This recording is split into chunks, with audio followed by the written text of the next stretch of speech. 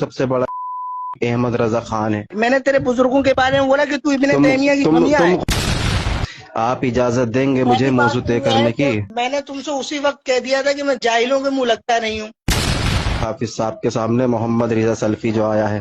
ارے تو سیلفی ہو یا ٹیلفی ہو کوئی بھی ہو، بدتمیزی مت کرو، موضوع پر بات کرنی ہے تو کرو. کے بارے میں کیا بولا؟ میں نے تیرے بزرگوں کے بارے میں بولا اس سے پہلے. چلو موضوع وسیلہ پر مناظرہ کرتے ہیں انشاءاللہ.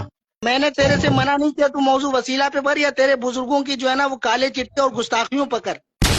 کوئی بھی بات کرنے کے لیے تیار نہیں ہو رہا. ہم نے کہا توبہ کر لے، ابھی اگلے ہی سیکنڈ شروع کر دیتے ہیں. ہم نے تمہارے بزرگوں کے بارے میں کچھ بولا تھا کیا؟ مجھے بولا نا بھائی، میں انسان ہوں، میرا بھی تو رتبہ بزرگ ہے. ہے ان کا. نہیں، اگلا ابن تیمیہ تو ہی بنے گا نا پھر تو. سارے صحابہ اہل حدیث تھے بھائی، کس نے کہا؟ ثابت کر کے صحابہ اہل حدیث تھے. جب وہ حدیث کو مانتے تھے تو اہل حدیث ہوئے نا. ابے کسی صحابی نے یہ کہا ہے کہ میں اہل حدیث ہوں؟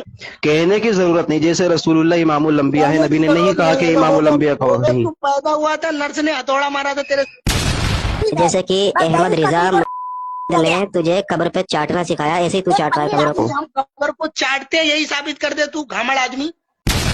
یہ بتا صحابی نے اپنے آپ کو اہل ابے تو حدیث کیوں کہا؟ جاہل، کیا رسول اللہ نے کہا مجھے امام الانبیاء کہو؟ تو کیوں کہتا ہے بے؟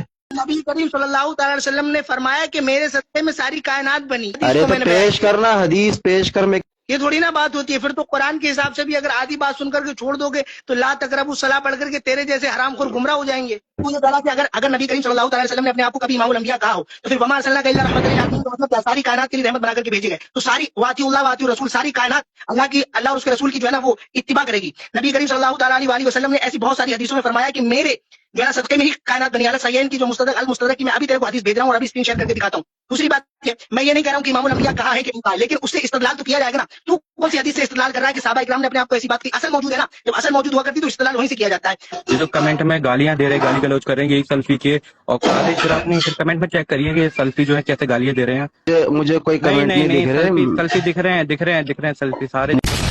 باقی میں تو منع کر رہا ہوں بھائی، کوئی گالیاں نہ دے، بدتمیزی نہ کر. یہ تمہاری دین ہے، یہ تم نے سکھایا ہے. کہ تمہاری ویڈیوز دیکھی ہے میں، تمہاری دیکھی ہے کہ تمہارا ہی دین نے جو تم نے سکھایا. سنو بھائی آپ، اچھا تو یعنی یہ جو بریلوی گالی دے رہے ہیں تم نے سکھایا اس کو؟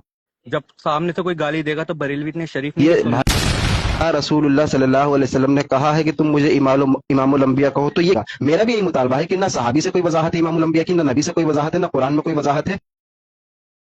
رجوع کو نکالنا وہ آنچل میں، وہ امی کے آنچل میں کیوں چھپا رہی ہے؟ میں فراد بھائی کو لائک سے ہٹا دوں گا. تو اتنا بتا دے، تو صحابہ کی بات کو حضور کی بات کو میچ کیوں کر رہا ہے؟ تو اس سے جو سوال کیا تو اس کا جواب دے. حضور کو بیچ میں کیوں بنا رہا ہے؟ میں اپنی لائف پہ آتا ہوں، تمام لوگوں کی وضاحت کرتا ہوں، یہ سور بولنے نہیں دے رہے مجھے. تو میری بات